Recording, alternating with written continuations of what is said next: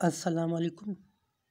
आज हम क्लास 10 का topic 1.2 law of mass action and derivation of expression for equilibrium constant करेंगे। यानी कि लॉ ऑफ मास एक्शन क्या है और लॉ ऑफ मास एक्शन की मदद से हम इक्विलिब्रियम कांस्टेंट की एक्सप्रेशन को ड्राइव करेंगे। सबसे पहले लॉ ऑफ मास एक्शन क्या है उसकी डेफिनेशन ये लिखी हुई है, स्टेटमेंट लिखी हुई है कि the rate at which a substance react is directly proportional to it active mass. क्या मतलब हुआ? मतलब कि सब्सटेंस जिस रेट पर रिएक्ट करते हैं, सब्सटेंस जिस रेट पर रिएक्ट करते हैं वो डायरेक्टली प्रोपोर्शनल होता है एक्टिव मास के। किसके? एक्टिव मास के प्रोपोर्शनल होता है। क्या प्रोपोर्शनल होता है? रेट, जिस रेट पर रिएक्टेंट या सब्सटेंसेस रिएक्ट करते हैं, और the rate of reaction, reaction का रेट डायरेक्टली प्रोपोर्शनल है एक्टिव मास के प्रोडक्ट पर। किस पर? एक्टिव मास के प्रोडक्ट पर। तो आप कह सकते हैं कि रेट ऑफ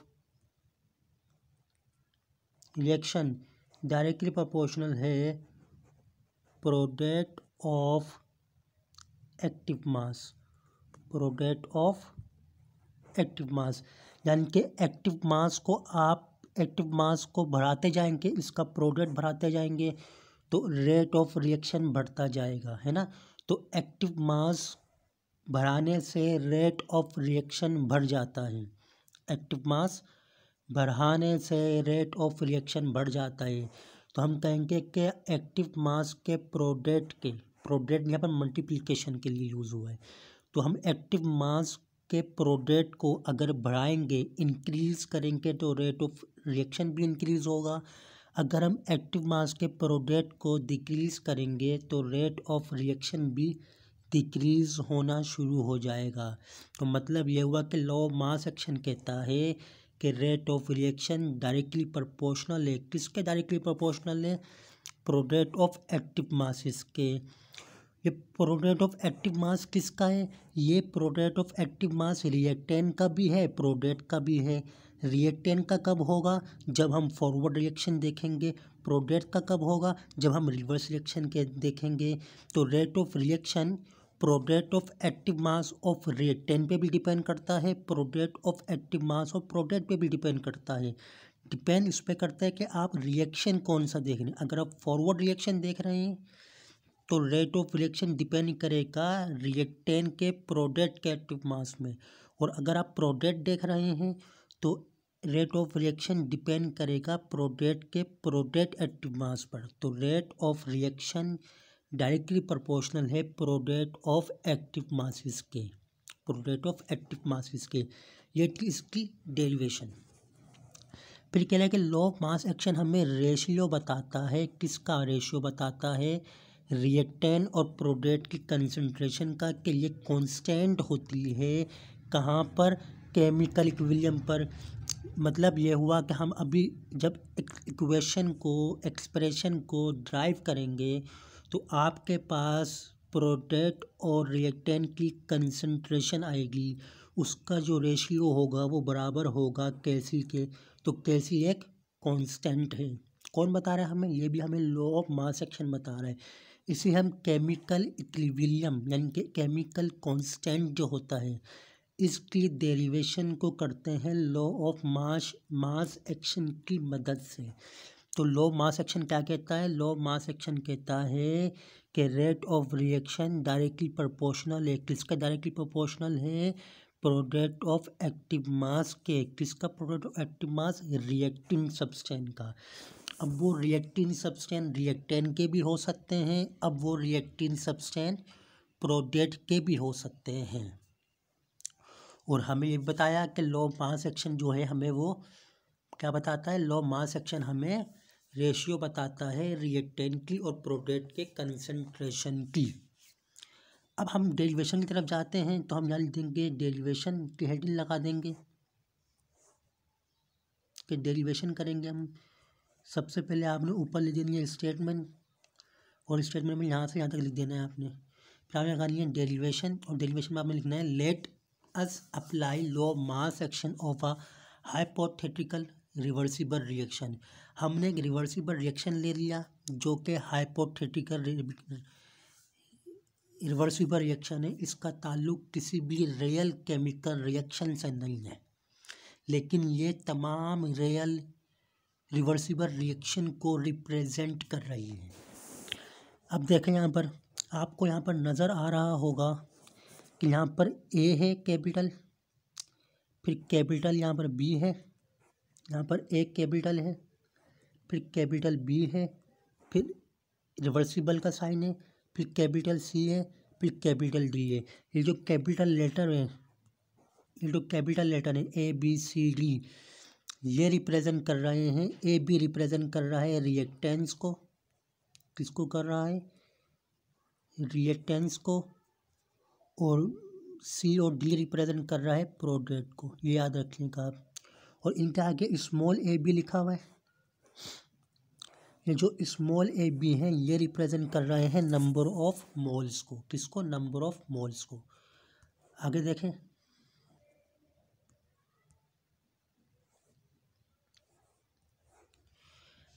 क्या कह रहा है, first let us discuss forward reaction where A and B are reactants. A और बी क्या हमारे पास रिएक्टेंस है, और स्मॉल ए बी क्या हमारे पास, ये नंबर ऑफ मोल्स हैं, ये नंबर ऑफ मोल्स हैं जो कि केमिकल इक्वेशन को बैलेंस करते हैं।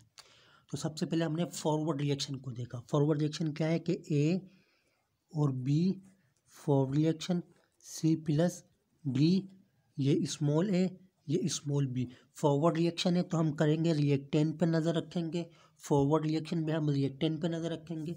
रिएक्टेंट पे जो कैपिटल ए और बी है ये आपके पास रिएक्टेंस हैं, और जो स्मॉल ए बी हैं ये आपके पास नंबर ऑफ मोल्स हैं।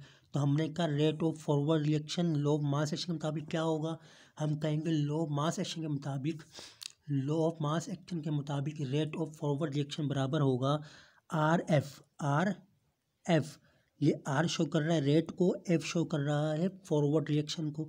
तो आर एफ डायरेक्टली प्रोपोर्शनल है कंसंट्रेशन ऑफ एक्टिव मास। तो एक्टिव मास क्या है, ए लिखा हमने, ये जो हमने बनाया ये वाला, ये जो स्क्वायर ब्रैकेट बनाया है इसे कहते हैं कंसंट्रेशन। क्या कहते हैं, कंसंट्रेशन। किसकी कंसंट्रेशन, जो इसके अंदर होगा ए, तो कंसंट्रेशन ऑफ ए।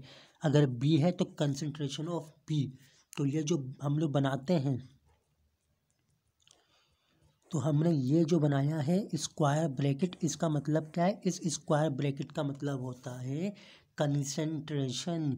किसकी कंसंट्रेशन, या एक्टिव मास कह सकते हैं, यानी कि एक्टिव मास। किसका एक्टिव मास, एक्टिव मास किसका एक्टिव मास, जो इसके अंदर होगा। ए है तो ए का एक्टिव मास, बी है तो बी का एक्टिव मास, सी है तो सी का एक्टिव मास। इस बॉक्स को एक्टिव मास भी कहते हैं, इस बॉक्स को हम कंसंट्रेशन भी कहते हैं, और इसको हम मोलर कंसंट्रेशन भी कहते हैं। तो हमने क्या किया, हमने आर एफ लिखा, और मेरा डायरेक्टली प्रोपोर्शन है concentration of A concentration of B. क्योंकि हम फॉरवर्ड रिएक्शन कर रहे हैं तो रिएक्टेंट को देखेंगे, और इनके ऊपर इनके नंबर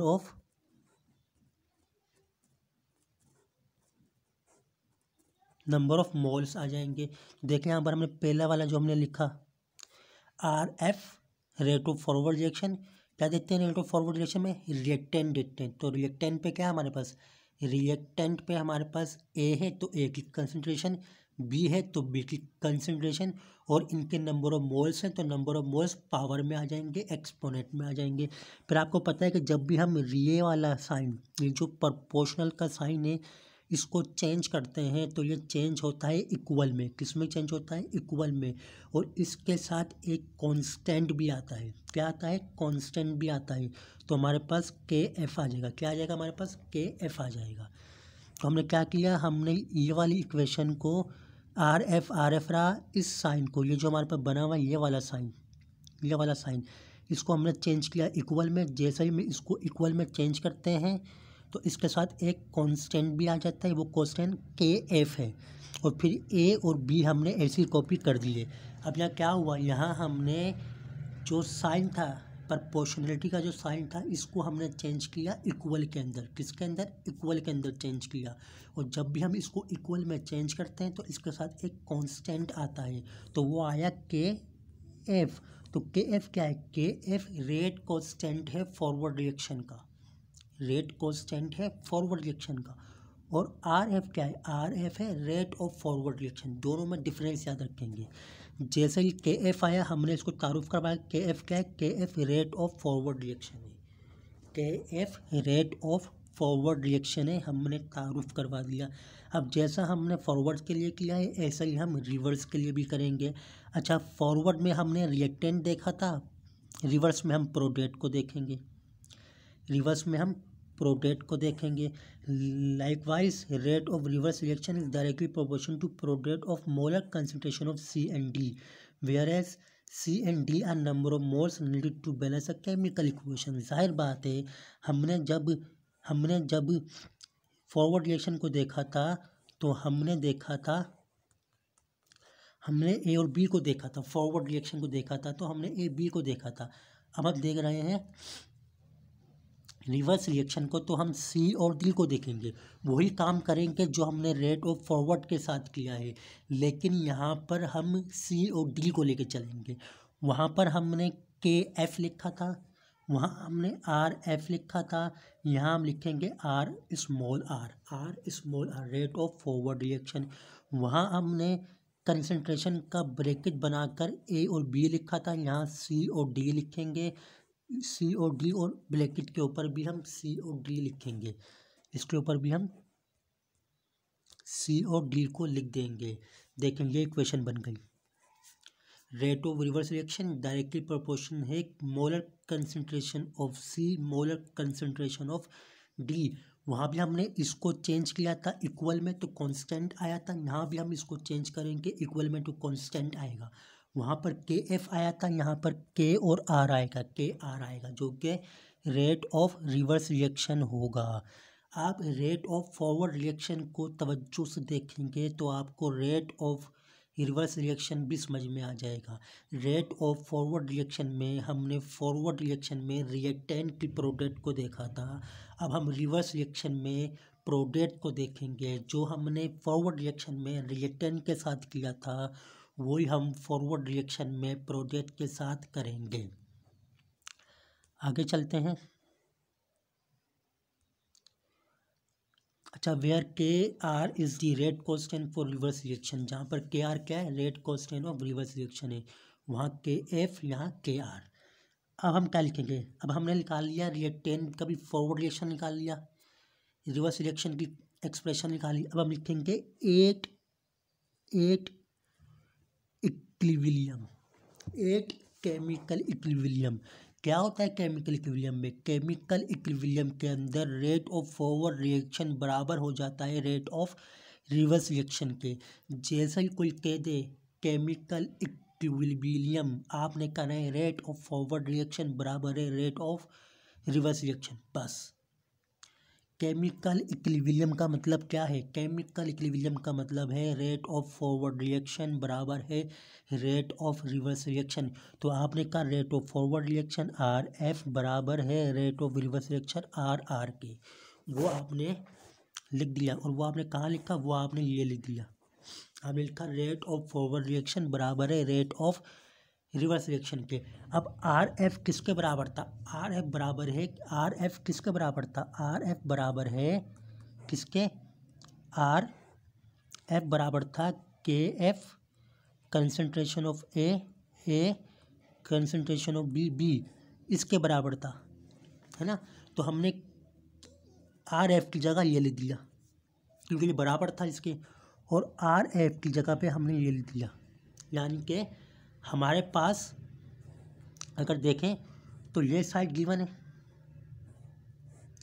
ये वाली साइड गिवन है, और ये वाली साइड जो ये वाली साइड हम यहाँ देखते हैं ये वाली साइड गिवन है, यहाँ पर ये साइड गिवन है। आर एफ बराबर है इसके और आर आर बराबर है इसके। तो जहाँ पर आर आर है वहाँ मैंने ये लिख दिया, और जहाँ पर आर एफ है वहाँ पर मैंने इसको लिख दिया, जो कि आपको ये नज़र आ रहा है।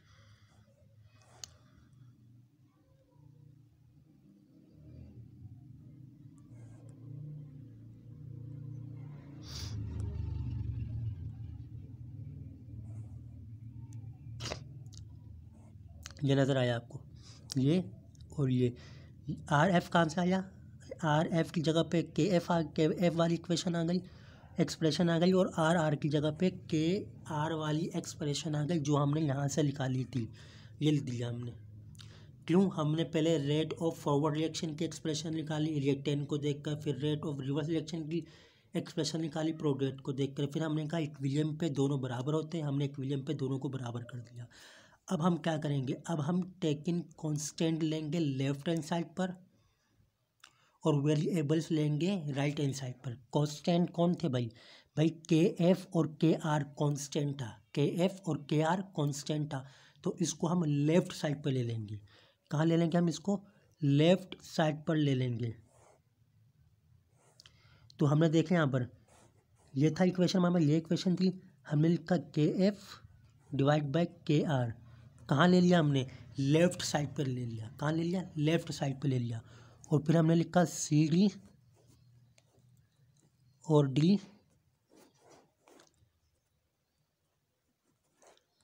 ये कहाँ था, प्रोडक्ट ये मौजूद था यहाँ पर ये, और इसको हमने इसके नीचे ले आए, ए और बी को हम इसके नीचे ले आए। तो हमने यहाँ देखें क्या किया, ये जो के एफ था ये ऊपर आ गया लेफ़्ट साइड पर, और के आर ये नीचे आ गया लेफ़्ट साइड पर, क्योंकि के एफ पहले से मौजूद था लेफ़्ट साइड पर, जो पहले से मौजूद था लेफ़्ट साइड पे वो ऊपर ही रहेगा। लाइक इसको है हम के आर को, वो नीचे आ जाएगा। अब राइट साइड पे पहले से कौन मौजूद है, सी और डी की कंसंट्रेशन मौजूद है, तो वो ऊपर रहेगी, ए बी नीचे आ जाएंगे। तो मतलब ये हुआ कि जो पहले से मौजूद थे लेफ़्ट साइड पर वो ऊपर ही रहेगा, जिसको हम लाए हैं वो नीचे आ जाएगा। राइट साइड पर जो पहले से मौजूद था वो ऊपर ही रहेगा, जिसको हम लाए हैं वो नीचे आ जाएगा। तो लेफ़्ट साइड पर के आर के एफ पहले से मौजूद था, तो हमने के एफ को ऊपर रखा, के आर को हमने के एफ के नीचे रख दिया। और राइट साइड पे अगर हम देखें तो राइट साइड पे सी डी पहले से मौजूद था, तो हमने इसको ऊपर रखा, और हम क्या लाएं, ए बी लाइन, तो ए बी को हमने नीचे रखा। दूसरी बात क्या है, अब याद रखिएगा कि के एफ और के आर, के एफ और के आर बराबर है के सी के एफ के आर बराबर है के सी के, ये लिखा हुआ के एफ के आर बराबर है के सी के। तो हमने के एफ और के आर की जगह पे के सी रख दिया, और इसको हमने एक सी लिख दिया।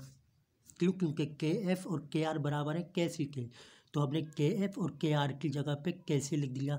हमने कैसे लिखा, और हमने कहा कि भाई देखो ऊपर वाला क्या है, हमने कहा rate of forward reaction divide by rate of reverse reaction के बराबर है कौन, हमारे पास के सी। ठीक है, अब देखें आप, अब यहाँ पर लास्ट में देखें के सी किसके बराबर है, के सी बराबर है, ऊपर क्या लिखा है हमने, प्रोडक्ट की कंसंट्रेशन, तो कंसंट्रेशन ऑफ प्रोडक्ट और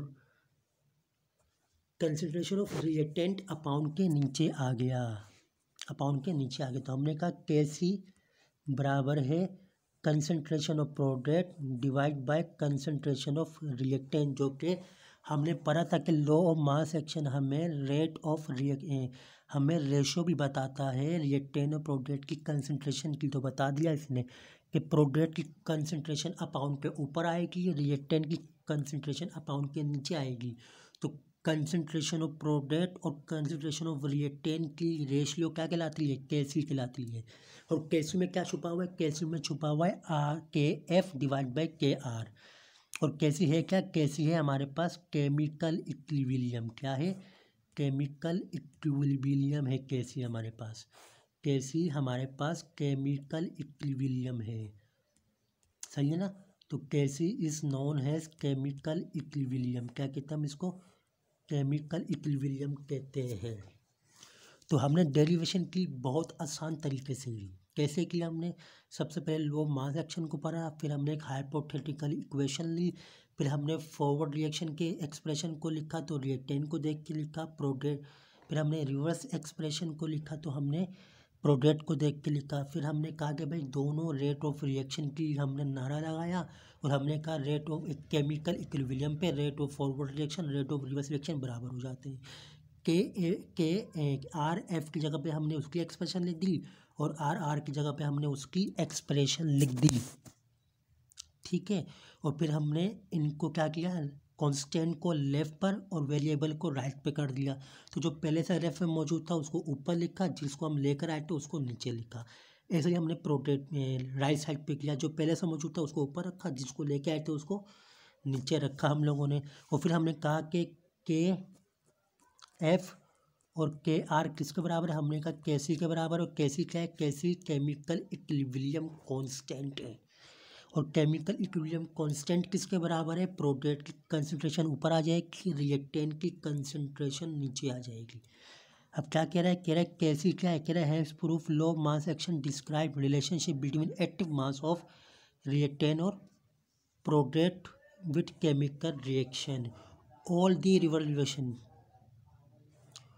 the reverse reaction can be express in the form of such has. तमाम केमिकल इक्वेशन को हम एक्सप्रेस कर सकते हैं इस तरह, किस तरह, इस तरह। जो हमें एक्सप्रेशन बताइए, तो हमें एक्सप्रेशन बताइए, इस फॉर्म में हम सबको एक्सप्रेशन को रिप्रेजेंट कर सकते हैं। अब एक छोटा सा टॉपिक देख लें, वो क्या है, वो है एक्टिव मास क्या होते हैं। एक्टिव मास किसे कहते हैं भाई रिएक्टिंग सब्सटेंस की कंसंट्रेशन को एक्टिव मास कहा जाता है। सिंपल, रिएक्टेंट सब्सटेंस की कंसंट्रेशन को एक्टिव मास कहा जाता है। मतलब ये हुआ कि एक्टिव मास कहते हैं कंसंट्रेशन को, एक्टिव मास कहते हैं कंसंट्रेशन को। और एक्टिव मास की यूनिट वही है जो यूनिट हमारे पास कंसंट्रेशन की है, मोल पर डिलियम क्यूब। तो अगर सवाल आ जाए एक्टिव मास क्या होता है, तो आप कहेंगे the concentration of reacting substance is called active mass और the unit of active mass is mole per डिलियम क्यूब। और इसे हम रिप्रेजेंट करते हैं स्क्वायर ब्रैकेट से। स्क्वायर ब्रैकेट क्या रिप्रेजेंट करता है केमिस्ट्री में, कंसंट्रेशन को, और केमिकल इक्विलिब्रियम के अंदर एक्टिव मास को रिप्रेजेंट करता है। तो ये था हमारे पास केमिकल इक्विलिब्रियम का टॉपिक, जो हमने एक तफसील से डिटेल में पढ़ लिया। फिर भी कोई सवाल हो तो मुझसे पूछ सकते हैं, कहीं कोई स्टेप समझ में ना आया हो तो पूछ सकते हैं, मैं आपको उसका जवाब दे दूंगा। मेरे चैनल को सब्सक्राइब लाजमी करिएगा, लाइक करिएगा, शेयर करिएगा। Thank you.